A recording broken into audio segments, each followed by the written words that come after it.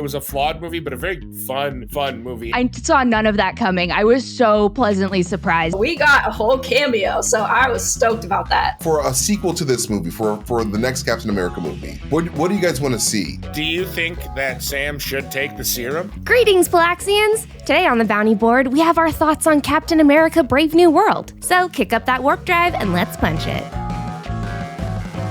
Welcome back to the Guardians of the Palaxy podcast, everybody. I'm so glad that you're here. My name is MT, and I'm here today with three of my amazing friends, Whitney, Tommy, and a special guest today, the god herself, Alexa, the editor. What's going on, Alexa? Hello. Thank you for having me. Dude, you can't even spell Palaxy without Alexa. You can't even spell the damn word. It's true. I didn't even think of that. All the same letters. I honestly didn't think about that either. That's hilarious. Yeah, we're in the Palaxy, baby. We love you, Alexa. I'm so happy you're finally on the show. Love you. Yay. Like Alexa does a lot of our amazing editing. Like her like comedy edits are like number one in the business. Yes. Like it is. I'm always cracking up every Michael time she does an edit. Jordan of comedy and gamer 100%. nerdy editing, in my opinion. Thank you. 1,000%. Yeah, the meme is actually what got me into professional editing. So I'm actually a professional memester, not just a professional editor, but a professional memester. I love that job title. I saw her resume. She put it on there. They're rumoring the memester is going to be in Secret Wars, I think. Oh my God. I can't wait to see the memester. Thought-provoking images with text over them. This can only be the work of one woman. The memester. Oh my God. And I've heard rumors that the memester is going to start dating Bucky Barnes in Secret Wars, right? Oh my God. Future First Lady memester? Today we're going to be talking all about Captain America Brave New World, because the movie just came out not too long ago, and we've got some thoughts. We've got some big time thoughts. So overall, before we start, what do you guys think of the movie? Starting with Alexa, what do you think of the movie? So for me, I really liked it. I went into it expecting to like it just because Sam is one of my favorite characters.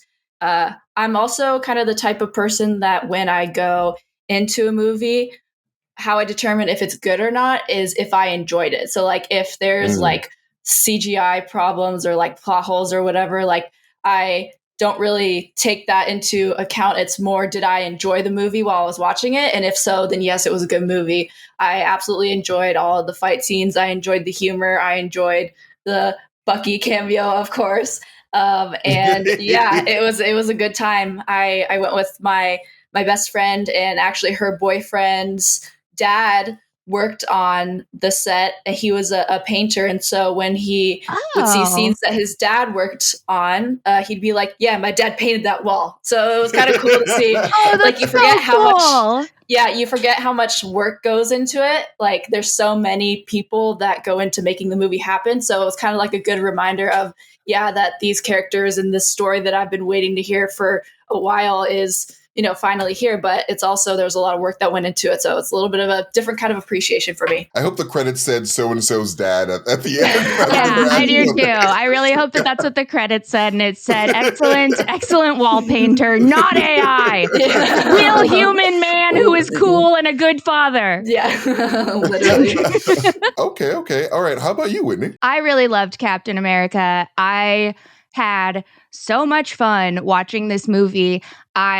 You can ask Brett. He kept getting really annoyed with me. For the record, we saw a 2:45 p.m. showing on a Thursday. There were approximately 4 other people in the theater. So I just kept whispering, oh, hell yeah.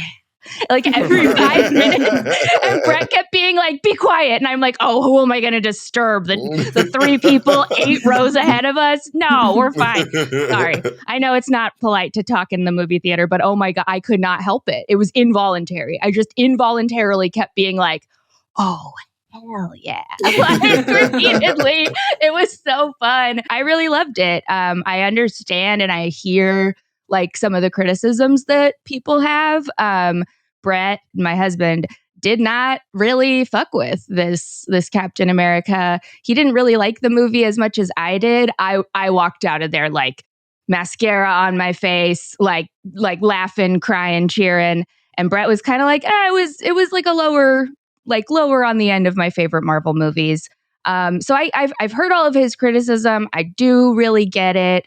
I just don't care. I loved it. I had the best. I had the best time. I was hooting and hollering. But yeah, Tommy, what about you? I very much enjoyed this movie from a theater goer experience. I also went with my best friend, my childhood best friend, Ooh. Zach, who I've known since I was a baby, but we still go to movies together. And it was a lot of fun to watch. You know, he was kind of one of those kids I watched like Star Wars with for the first time and all those other movies. So, you know, it's nice at 41 to still be watching movies with my childhood pals. Anyway, as That's for so the movie, cute. what can I say? Aside from being a horrific person, I can occasionally be cute. I like this movie a lot. It was not without its flaws, in my opinion. Once I looked at it more from like the holistic MCU angle of it, I thought that it was a flawed movie, but a very like fun movie. Anthony Mackie has made this character, the mantle of Captain America, his own thing, and he does such a great job with it. And I really, William Hurt was a great actor and played Thunderbolt Ross wonderfully. But there's something about Harrison Ford and the pain that he brought to this like kind of tortured soul that like has done so many bad things, but is trying to redeem himself, but isn't quite sure like he even can redeem himself. And I really felt that from his performance. And I think that the kid who played the new Falcon, Joaquin, I thought I loved him. I thought He he was was great. really, really funny, played off of Anthony Mackie really well. Great like sidekick. You know, sometimes these movies lack, sidekicks because it's like a lot of superpowered individuals kind of all on the same level. And man, I got to say, I worked with Carl Lumley on the first movie I ever worked on in Rochester, and he was awesome. He was a great guy. Really, he was like, one of the older people on that shoot as well, and was like kind of like set the tone for like how to be a professional. I learned a lot from him. And he is fantastic as Elijah Bradley in this movie. I think he did a great job. Another really emotional performance. There's a lot of emotional depth to this movie, despite the fact that it's a Marvel superhero movie. And I love when these movies that are fantastical can move us. And I felt very moved a lot in this movie. And any of the critiques I have of it are far outweighed by what I enjoyed from it. So yeah, overall for me, it's on the higher end of mid tier, but I have movies I prefer over it. But for me, it's a very upper echelon of the middle MCU pack for me. MT, what about you? I'm dying to hear your thoughts because, I know, oh, hell yeah. Oh, hell yeah. You always have 8 million theories when a new Marvel movie comes out. So I'm just like, yes, it's MT time. I actually prefer DC movies, so this is a 1 out of 10 for me. Oh, boo. he enjoyed the DC Gun Superman preview more than the movie. Yeah. Pretty much. Zack Snyder, no movie for MT. That's Yeah, I just kept comparing it to the Snyder Cut. It just wasn't as good. No. I really did enjoy this movie a lot. And like, I blocked out all the negative criticism because there's a lot of really weird negative criticism about this movie. And I went in like with, pretty much just like, I'm going to watch a Sam Wilson Captain America movie. And I wasn't disappointed. Like it was a good movie. It was a solid like entry in the MCU. Obviously, it's not your Captain America: The Winter Soldier. Like I said online, it takes a lot of inspiration from that movie in the best ways. And I felt like I was on like this really like high stakes adventure. It was a political thriller in a lot of ways. And like it was, and the leader was very much the Zemo of this movie. And like one of my biggest complaints is that like I really wish that they did not reveal the leader I know. From the jump. Like, man, it would have been such a huge, amazing surprise. That would have blown my fucking mind. Exactly. If I didn't know about that would have straight up blown my mind. But instead, the second we saw his green little chin, I was like, fuck. Like his weird little walnut brain. But like, I feel like a lot of people that like are familiar with the comics and like are into the MCU saw this coming. And like, so like I feel like it definitely lessened the surprise and enjoyment for us. But like, I'm so excited for all those people that aren't into it as we are watching this movie for the first time, because like we haven't seen the leader in like 15 or whatever the heck years. It was so nice to finally see his powers manifest. Like I love the leader a lot because like I like someone that can like foresee probabilities and they use their super smart brain to like, either, be a hero or a villain. And so like, I like seeing that, in the MCU, but like it all very much felt like they're saving these Hulk characters for later. Like, I feel like this movie was like, hey, remember these characters? Like, we're establishing the leader, we're establishing Red Hulk, but like we're planning a Hulk project later. So like, we're secretly doing that on the side. Anyway, all in all, this movie was great. Like freaking Captain America and his sidekick. Like I kept comparing them to Batman and Robin, like their own unique Batman and Robin dynamic. And I was just like, I love this. Like I really love like, someone that's just like eager to like, impress his I don't want to say master, but like, what's the word? His teacher. Yeah. His mentor. I personally loved so much that he just kept, like, Sam just kept razzing him about being an Ant-Man fan. Every single time I was just like, yes, Paul Rudd. Who wouldn't want to hang out with Paul Rudd? He's cool. MT, I want to go back to something you said about the Hulk project. I don't want to be ageist, and through CGI miracles can happen. They better hurry up because the Red Hulk is 83 and the Green Hulk is pushing 60. So we're going to need our Hulks to get on screen soon. They better green light. I mean, like, I was thinking about that as well, but like, I have this weird feeling, and like, this is obviously not confirmed, but like, post Secret Wars, we might see a massive recasting of a lot of people. And like, as much as I love Mark Ruffalo and I obviously love Harrison Ford, but like, with the universe being remade at the end of the 2015 Secret Wars comic, that opens the door for Marvel to just be like, all right, if people want a new Steve Rogers, we can add a new Steve Rogers. If people want a new Tony Stark, we can do that. People want a new, like, Mark Ruffalo, Bruce Banner. He's just Mark Ruffalo, though. New Mark Ruffalo, bite your tongue. Also, the news is both of those guys are aging like fine wine and take good care of themselves. Oh, so they sure shit are. I'm sorry. Yeah. Harrison Ford can still get it anytime he wants to. I do not. Like, it's fine. I'm sorry. I was watching him ride that little Peloton in his shorts, and I was like, damn, nice. Good for you. I wonder how many takes Harrison Ford would tolerate of even just like 30 seconds of exerting himself on an exercise bike. He's probably like, I'm doing this twice. You better get this. But like what Alexa said earlier about like, the CG issues, like I'm the same way a lot of the time because like, I grew up watching cartoons. And so like, I like using my imagination to like fill in the blanks where like CG sort of like fails sometimes. I saw the green screen a lot of times. I'd be like, all right, that's green screen. But like, this is a live action comic book thing. So like, I'm just happy to be watching this.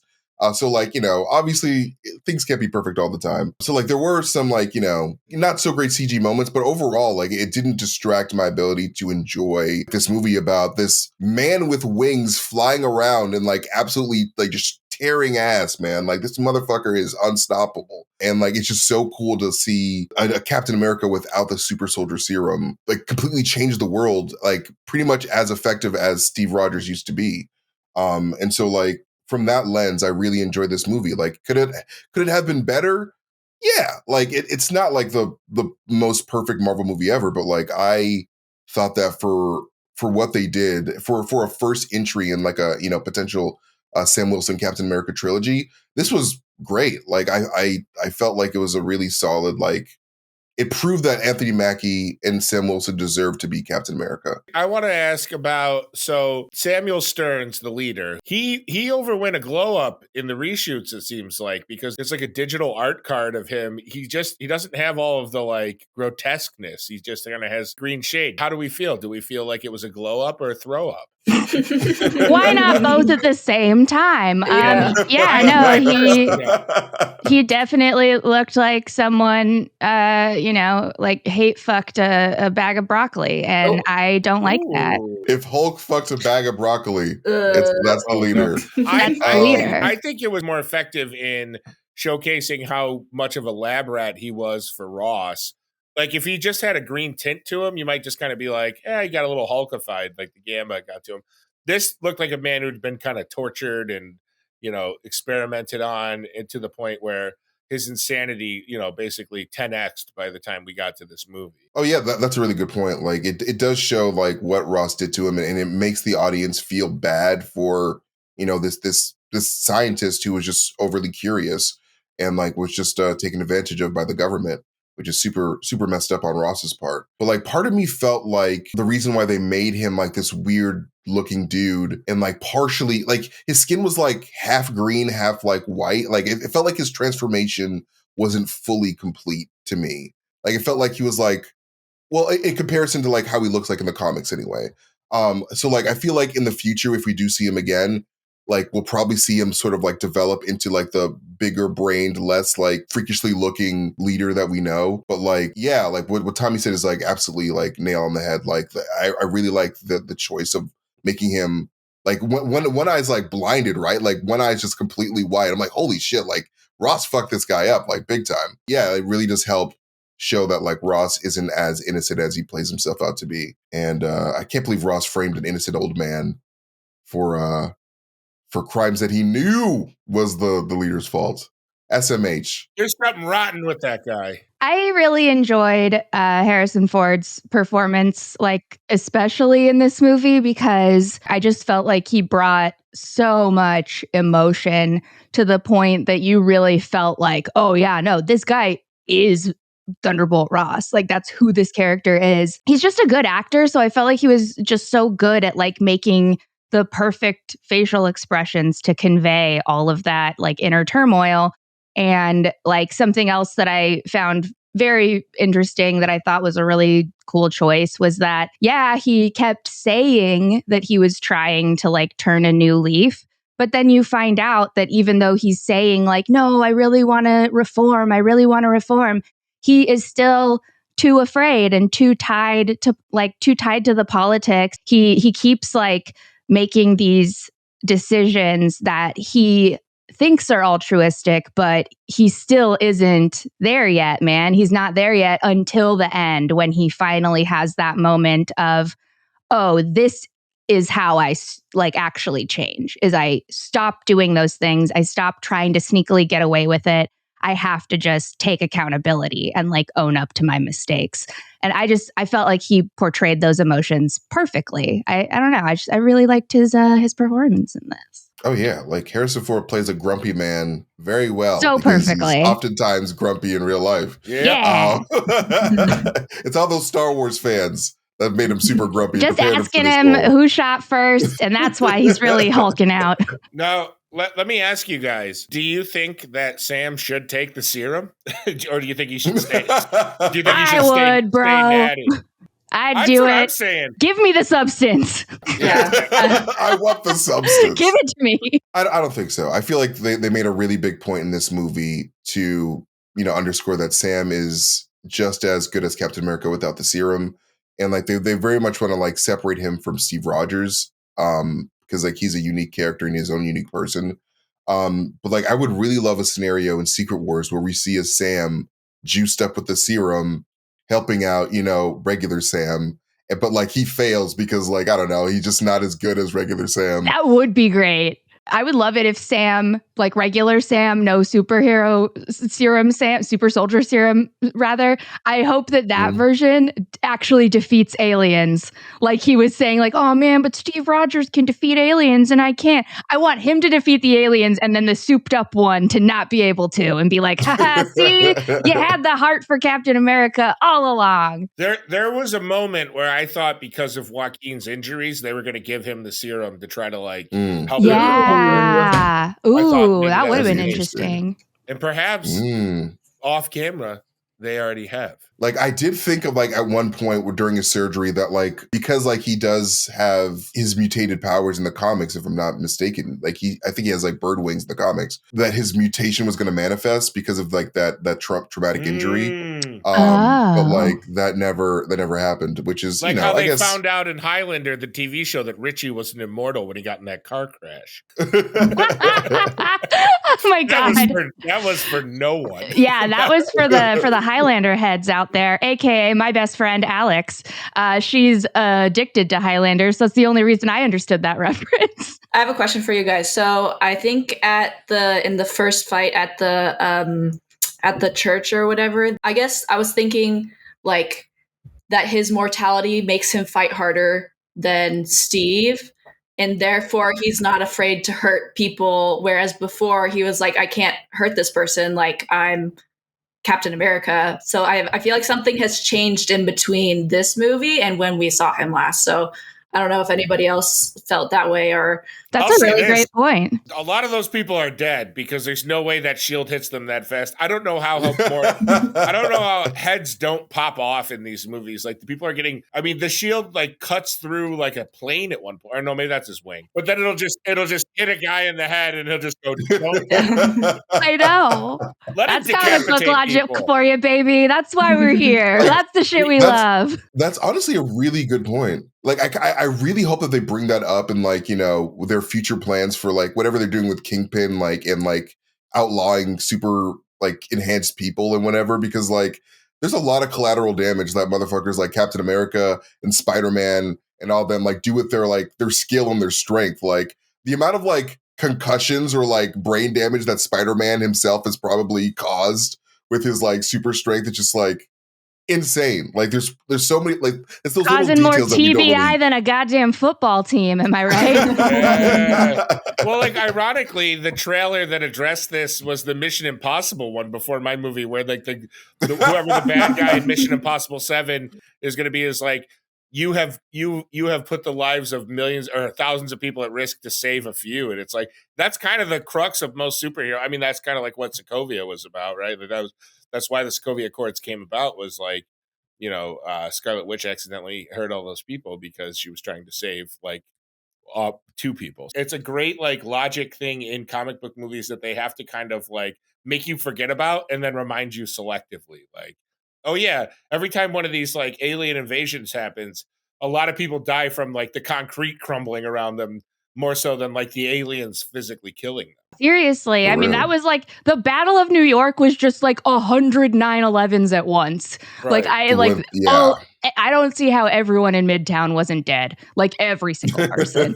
That shit was crazy. But that's actually also something that I thought about when I was watching Captain America was, man, I just rewatched the first Avengers because it sounded fun. And that movie was also pretty cheesy and had a lot of cheeseball things about it. And we all still love that movie. So, like, give Cap a chance, man. If there's some cheesy shit in there, we all know it. We all know that there's CGI mistakes. We all know there's silly comic book logic plot holes. Just enjoy it. And a lot of the dialogue complaints are like, people always go like hammer the dialogue. It's like they rip the dialogue from the pages of these comic books where it's like a lot easier to put in kind of hokey dialogue because it's like a dialogue bubble rather than, you know, a full conversation between 2 people. And I always kind of like, it always makes me kind of go cross-eyed when people are hammering like the writing of these movies. Like, sure, plot writing and action and whatever, like the way the movie moves, that's perfectly fine. But I remember like the first Venom had tons of lines from the Venom comics ripped and put into the movie. And people were like, I can't believe he said that. And I'm like, it's this book right here. He says it right here on this page. They were paying tribute to that. And it's like, I don't know. I don't know what people want sometimes. Does anybody know if she was researching Amazon spiders in the Amazon when she died as a direct comic quote? Because that would explain a lot. That would explain a lot. There is no one to blame but our Lord and Savior Jesus Christ for that line. That was from Leviticus. That was Leviticus 5:8. Her mom was in the Amazon researching spiders when she died. Thine own mother. When Moses went up to the mountain to get the 10 Commandments, she was in the Amazon. She was in the Amazon researching spiders. He was climbing up that mountain, spiders. Talking to a burning bush. Well, I mean, we got to talk about Tiamat because, like, that's one of the biggest parts of this movie. Celestial Island, even the revelation that adamantium has been formed as a result of the events of the Eternals, with Cersei, you know, basically crystallizing the Celestial from emerging from the planet and destroying everybody on the planet. This is obviously a big tease for Wolverine, but like, what do you like with the fact that all these nations have adamantium? Like, what do you guys think is going to happen on the world scale? War. What is it good for? Perhaps Absolutely even nothing. A secret one. Ooh. Like, it's really interesting because, like, traditionally in the comics, like, adamantium is a super rare metal that, like, not a lot of, like, you know, entities have access to. So, like, part of me feels like, well, do you guys feel like something's going to happen in the near future, possibly during Doomsday, that will cause Tiamat to like disappear or something. Like, I was gonna say, I have a feeling there's gonna be an event that somehow gets rid of the majority of the adamantium on Earth. Like, there's gonna be like, whether it's like destruction or some sort of magical element that gets rid of it, or maybe a Galactus-like creature devours it, just eats. He's gonna eat that baby. He just takes a big bite out of the big ball bouncing beautiful baby boy. There's the fat bastard variant of Galactus that eats babies, I think. Yeah. Austin Powers fans out there, where are my Austin Powers heads at? Yeah. Where's my MCU power heads at? Yeah. Where's that Venn diagram meet? Nowhere good.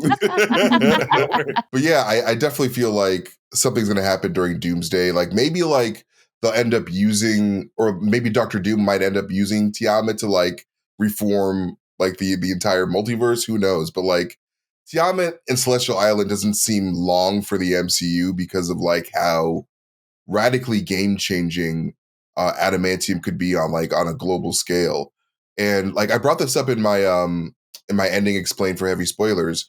But like, I have this weird feeling, and this is just a theory, but that like Sentry from the Thunderbolts might actually end up being like an adamantium irradiated being, in the same way that like Wakanda and their heart-shaped herb was a result of like vibranium radiation, like, sort of like going over all their vegetation.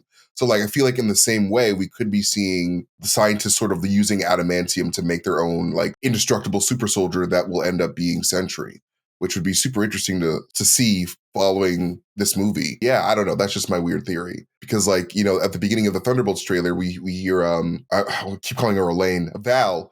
Yeah. Elaine from Seinfeld. We hear Elaine Benez. Just never correct yourself. Just keep calling her that. Who cares? Elaine saw that Bucky was running for Congress. She was like, me too. I want to be in politics. Too. I want to be Veep. Can you imagine running the counter ops on Bucky's campaign? Like, if you're his opponent, you're like, well, he murdered Howard Stark, and his fucking PR rep must be losing their shit right now. Bucky Barnes needs tree pain. Yo, so speaking of Bucky Barnes, I just want to say, first of all, as soon as I saw Bucky Barnes appear on the screen, I immediately thought of Alexa, and I was like, this is Alexa's favorite scene, hands down. That's why I started crying, and that's why I immediately texted Alexa, and I was like, tell me if you cry. Tell me if you cry at the part, because I cried. Yeah, no, literally, like, I screamed out loud, and which isn't abnormal for me. I think that if I ever got murdered in my apartment, that nobody would call the cops because I scream at my TV all the time. So it's a normal thing for me, but I screamed, and then when he said, I love you to Sam, and he left, I was like, yeah, that's my pair. I love them. I love those boys. I love that they're best friends. It's just so cute and sweet, and I love them. And honestly, like at the beginning, when it was, I think it was in the Army base or the Air Force base, there's a picture of them together, and I thought that was going to be the only appearance of Bucky, and I was like, I'm okay with that. I'm perfectly okay with that. As someone who has been deprived of Bucky over the years, I'm totally okay with him just being in a still photo. But we got a whole cameo, so I was stoked about that. And in a suit, and he's a congressman.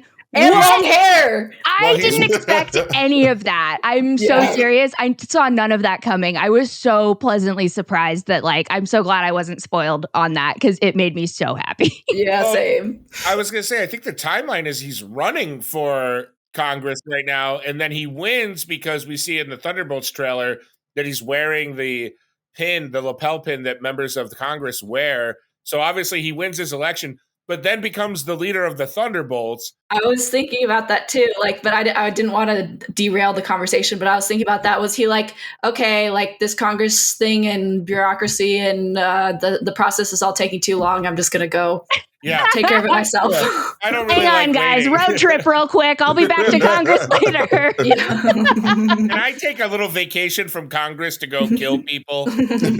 That congressman gets stuff done. I'd vote for him. That's right. He's a man of action. Yeah. Well, like, I have this weird feeling that, like, because Val is trying to replace the Avengers, likely with Sentry, Bucky's seeing this like, oh no, they're making more super soldiers. Like, then they're not going to listen to me because I keep trying to tell them not to do it, but they're just like, screw you, old man. So I'm just going to have to try to stop this on my own with this like random team of people that I came across in my mission. You make a good point with like, is the reason Lewis Pullman was cast as Sentry because they're trying to like replicate the Steve Rogers thing where they get like a little nerdy guy and make him into a massive hero? Like, Yeah. Maybe. I mean, like it very much I mean, like Sentry's origins in the comics sort of follow that because like he was this like meth addict that like stumbled his way into like this laboratory and finds the golden Sentry serum and he takes it thinking that it's going to get him high, but it makes him fly high in the sky with all these solar powers. Yeah, I feel like we're going to see something similar with like a very like a weakened man getting empowered in that way. But like with great power comes great responsibility, and I don't know if Bob is ready for all that responsibility, man. Who's to say? We know he's doing some sidewalk chalk with human beings, so that's. I mean, hey, it's Black History Month. He's just turning them all black. He's like, hey, enjoy. I misunderstood the Italian. Everyone's black. I'm like, hey, all right. Yeah, but they're also splattered on the pavement, so maybe a middle ground. A question for Alexa: Do you think that in your favorite Bucky and the Thunderbolts movie that we will see Sam Wilson as Captain America cameo, much like Sebastian Stan did in this movie?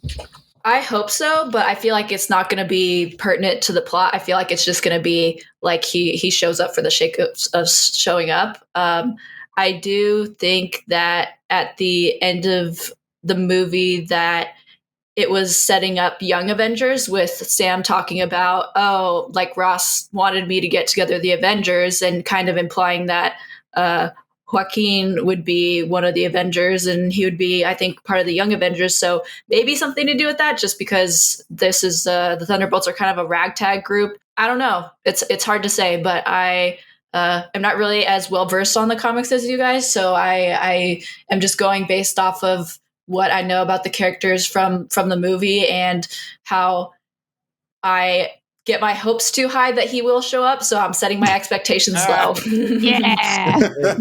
No, speaking of the Young Avengers, so like from your unique perspective, Alexa, do you feel like Sam is going to build the Young Avengers or if he's going to build the new Avengers team of like core Avengers? That's a good question. I feel like that he'll probably be a mentor to the Young Avengers, but I think he'll also have his own team. Okay. Honestly, I feel like that's really plausible because like Kevin Feige's obviously setting up the Young Avengers with the end of the Marvels. With Kate Bishop is already on Miss Marvel's team. And so like it's interesting seeing like these two separate groups form, but like we might end up getting like the seasoned Avengers and the like newer naive Young Avengers as their own teams. I'd love to see both, but like I could also see them sort of smushing them together and just making one big new Avengers team. Who knows? But what do you guys think? I mean, it's another one of those things where it's like it's going to come down to actors, behind the scenes actors' schedules, because we're reaching the point now where a lot of the people that were foreseen as Young Avengers are going to be like in their early 30s, which is the age of a lot of particularly the male actors that were cast as Avengers. Cap and Thor. I mean, Jeremy Renner and Robert Downey Jr. and Mark Ruffalo were a little older, but Hemsworth and the Chris's were young men. As was Scarlett Johansson. She was a young woman. So it's like, it might end up just being a thing where they Frankenstein the two ideas together and just have the Avengers. I just did this new Avengers draft on Screen Crush on Friday. And I have a feeling that this iteration of the Avengers is going to come with a lot of those side Avengers that kind of like the way Sam and Rhodey were like Avengers adjacent characters. I think that there's going to be like 6 or 7 Avengers adjacent characters to whoever the core 6 are. That might actually work because like now that you bring that up, like I'm thinking of a scenario where like Doomsday is the more seasoned Avengers and then they bring on like the Young Avengers to like help them along like on the side. Or the Young Avengers have to save the seasoned Avengers, Right. Yeah. And so, but then after we get this like huge like Doomsday and Secret Wars event, then after that, like they have that experience under their belt. They're like, all right, now we're going to form the Young Avengers and we're going to do our own thing after like sort of like spinning off from the Doomsday Secret Wars event. which would be really interesting. What do you guys think the the inciting incident for actually forming the Young Avengers is going to be in the MCU? What's going to finally propel those teens to get off their skateboards, get out of the video arcades, put down the iPads, and rescue some people? I think that it'll probably be the introduction of Kingpin's Powers Act, basically like a new Sokovia Accords, sort of limiting superpowered use in the city of New York, or it's probably going to be countrywide. And so when that happens, youth always got to rebel, and because youth always got to do the right thing, and so they're gonna just sort of be the radical Avengers and sort of rebel against the government, and which I would love to see. I like the kids sticking it to the man, because screw adults. They're stupid. MT, you bring up a great point about doing the right thing. I almost did the wrong thing. We have a fantastic sponsor today that we need to talk about. Oh, and we almost didn't do an ad read. Goodness!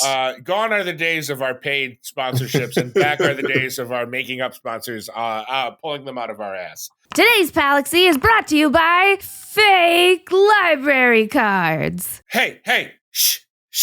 Hey, you kid, come here. You want a fake ID? I sure do. You guys want to know what the hottest club in Rochester, New York is? Yeah. It's Rundell Library. It's a library. You gotta be 21 to get into this library, because they my God. They have books that have opinions in them that might change and warp your minds. I can get you a fake ID, but I'm not going to do it analog style. No, I'm using Fisher Price, Lil Fakes, the premier digital fake library card maker. That's right. With Fisher Price Lil Fakes, you can fabricate your fake, fictitious library cards to go read works of fiction. Fictitious library cards for fantastic fiction. That's what we have. Fantasy. You can rent them all. You want to read The Hobbit? Bang, you can do it under false pretenses. You want to read Fahrenheit 451? Bam, you could do it under false pretenses. You want to read Are You There, God? It's Me, Margaret? You can't. We banned it. We banned that book. It's a new day. Women shouldn't have periods. I've always said that. Listen, we are now offering a deal. You can get 2 Fisher Price Little Fakes for the price of one, the low price of $9,999. But you can use our promo code Lil Fakers 6969420 17 exclamation points for 3% off. That's right. We will drop the price. The prices are cratering. And you want to know why? People can't read anymore because they don't go to the library. We're changing all that. We're changing that, baby. Into the library with Fisher Price Little Fakes. And we thank them so much for sponsoring us today. This is super random, but Tommy is a god of improv, man. He really is. He always pulls it. He always makes it fantastic every freaking time. But I can't even. My hat is off. If I had a hat, I would. My headphones are off to you, Tommy. No, headphones off to you, good sir. Let's talk about that sky battle. We got to talk about that sky battle, boy. That was the coolest shit I've seen in the MCU in a minute. My favorite part was when he surfed on the missile. He just went surfing, baby. I love that. I wish that for a split second they had just played the Beach Boys just for a second and then went back to normal. I mean, I just the amount of men that had their brains taken over. It's men would rather be mind controlled than go to therapy, and I'm sick of it.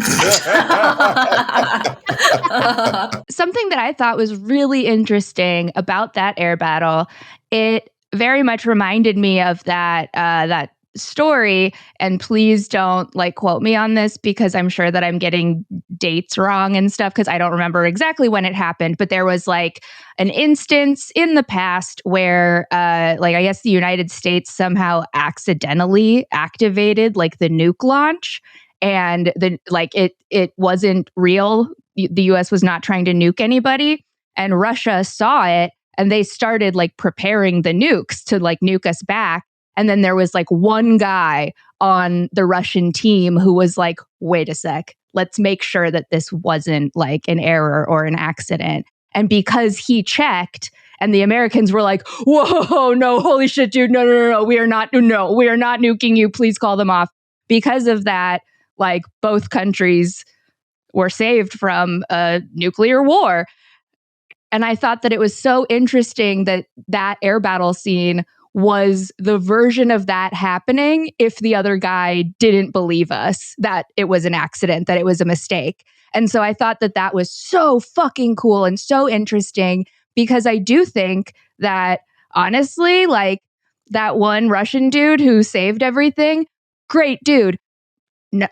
Not everybody would believe you if you were like, hey, our pilots are kind of mind controlled. Could you just like chill and like let us take care of it? Like, just don't even worry about it. If they bomb you, it's a whoopsie. Like that would be disbelievable. So I really loved that. And it was it was a boy who cried wolf thing with Thunderbolt Ross, where it was like, hey, you're not a trustworthy person. You just kind of had this redemption of being elected president, and like this unity message of your slogan is together. And it's like, you're still doing this shit. Like, you're still stealing our adamantium, paying shadow organizations to like do nefarious things. And now you're staging this like kind of midair heist of more adamantium. And I can't believe that it took the Captain America to defuse the situation, but it feels like in the real world, that's the only way that situation would be resolved, without a bunch of boats blowing up, right? Oh, like, absolutely. A man would have to take flight in a winged suit, saw an F-16 in half with his wing. Eject the pilot. Make sure he falls gently on his behind. Safely get every pilot to the ground. That whole sequence very much reminded me of Iron Man 1, when like he first like confronts the pilots in the sky. It's just like, oh my God, this feels like a huge like 360 like back to the first movie. But yeah, it was super, super freaking rad. Like, I freaking love that sequence. And it was a very believable look into like how sensitive global tensions can be. Like, with like one action can completely change global politics forever. And yeah, like the leader saw that and he was like, hey, let's use it to make Ross a little bit angry. Right. Let's just make it a little bit angry. Let's get him cranky pants so he turns into Clifford. It's like, dude, the leader, literally all you had to do is ask him who shot first and he would have instantly. It's like, dude, there's a cheat code. Come on. You're supposed to be a smarty. What's the probability on that, bitch? You have to ask him if he's force sensitive, and then he'll turn into a I think, too, one thing I want to shout this movie out. I kind of admired, I don't remember, and perhaps I'll get roasted in the comments for this, a movie where like there's three different kind of antagonists, right? Like, the boss battle is literally not the antagonist of the film. It's Thunderbolt Ross. It's, it's created by the leader, but then you also have Sidewinder. It's like, the leader is already neutralized by the time you get to the boss battle, and it's you're instead talking down this person that had been more or less a neutral evil character so far. Like, it hadn't, we had only kind of heard of what they had done bad. We hadn't really seen it. Alexa, did you have something to add to that? Yeah. So when I was doing some research before the video, I don't know if this is accurate. You guys can correct me if not, but was Sidewinder added in the reshoots? That's what I saw in an article. So do you think that maybe they felt like the leader and Thunderbolt Ross weren't convicting enough villains, or like there was something missing, and that's why they added Sidewinder? I do. I think the reason for that is the leader has to kind of be in the shadows for 3/4 of the movie, right? For that character to work. And Ross has to be dormant. He can't be Red Hulk until the end of the movie. So you have basically a villain that's heard but not seen, a villain that has not yet become the villain, or the monster at least. So you add in a A-list actor like Giancarlo Esposito, and you have them kind of service the role of like the baddie at the for the first 3/4. And I thought that was a really smart thing to add in on a reshoot. I mean, me too. No, for sure. Like, I definitely feel like those reshoots definitely added to the future potential of the Captain America franchise, because like Sidewinder, like being like a potential Captain America villain, is just really exciting to me. Like, just seeing them like their round 2 face off, because like him attacking Sam like on the street while he was in the car, like very much felt like the Winter Soldier attacking Samuel L. Jackson in Captain America 2, which was like It felt so cool, especially like with surround sound, like watching it in IMAX, just like, oh my God, like it's real gunfire, run. My hope is that they go Rocky, Apollo, Creed with this, where like in the second movie they're enemies, and then in the third movie they're friends. Yeah. Lovers to enemies arc, baby. Let's go. You mean enemies to lovers? That is what I meant. Sorry. Lovers to enemies is just all of my breakups. Yeah. That's just every Taylor Swift album. This is like kind of a big question. So like for a sequel to this movie, for the next Captain America movie, like what do you guys want to see? Like who do you guys want to see Captain America go against? Like how do you guys want to see Sidewinder again as like the main villain? Because like Giancarlo Esposito did like, a fantastic job in that role. So like, and they very much almost set it up like, he's gonna be the guy like that, ends up like mortally wounding Sam Wilson down the line because he swore that like, next time we meet, like I'm gonna kill you. So like this seems like they're setting it up to be like Sam's nemesis in a way, like in a weird and I would love to see that because like he's a great actor. So like, do you guys think that like Captain America 5 will end up being a Sidewinder-esque story, or like what do you guys want to see? Well, they might bring back the original Serpent Society storyline maybe for 5.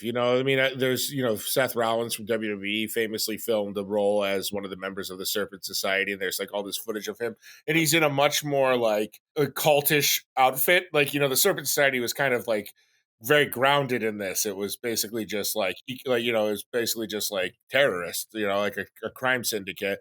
I wonder if maybe it will evolve, or we'll see more of that version in a forthcoming sequel. Yeah, it seems like Kevin Feige has always had Serpent Society on his mind for like, back in the day when he was teasing was it Civil War? He had that fake Serpent Society tag like behind him on the stage. He was like, "Oh, just kidding. It's actually Civil War. It's going to be amazing." But like, yeah, it seems like Serpent Society has always been on Kevin Feige's mind. So it would be great to see it for a Cap 5. For me, like I want Captain America 5. I want them to tackle Civil War 2, like so badly. Like Civil War 2 is like one of like, it's either like you love it or you hate it, but like it's very much like the movie Minority Report. Have you guys seen that movie? Oh, Tom Cruise, Minority Report? I don't think I have actually. Bro, y'all should see it. It's freaking fantastic. That's a Spielberg movie, right? I think so. But basically, like, it's about the society that gets the like super advanced computer that can like predict crimes before they happen. And so like that's essentially what happens in Civil War 2 and in Marvel, where like they find this Inhuman that can predict the future and like predict future crimes. And so like one group wants to like use him to like stop future bad guys, and other people want to like just say, hey, like that's profiling. You can't do that.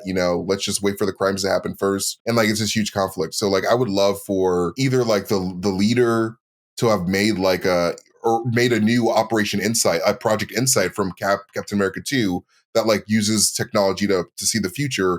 And like we have this huge like Civil War 2 scenario. But anyway, and I think just to tag onto that, they never leave a villain alive for no reason, right? Like there's a reason why the leader is in the raft as well at the end of that movie, right? Like there's a reason why he's still there, and I think you might be right on with that. Like there's going to be some sort of plot to one of these upcoming MCU movies where the predictability skill of the leader that he has down to almost an exact science will be a point of contention for two sides. I think that's a great idea. But yeah, so like, do you guys have any final thoughts about this movie? Like, thumbs up. Thumbs up from Alexa. If we haven't spoiled it for you, if you stayed this far, you've probably already seen it. But I'm excited. I think it laid the seeds for a lot of more exciting stuff. I felt more satisfied with the groundwork laid out in this movie than I have in a lot of the previous, more recent MCU films. I'm very excited for Thunderbolts,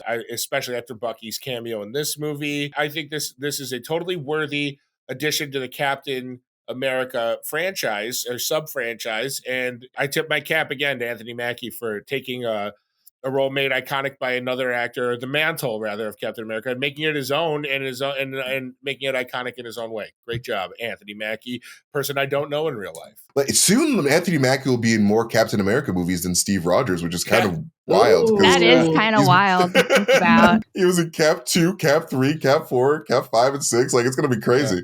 But yeah, like I definitely agree with Tommy. What about you, ladies? Yeah, I loved this movie so much. I think that the last thing I want to mention is that another thing that I absolutely loved so much is that this was the first Marvel movie in a really long time where I actually felt how the fuck are they going to get out of this situation twice. So the first time was with fucking Sidewinder shooting up Sam's car when he doesn't have powers. He's just using like severed car doors to protect himself.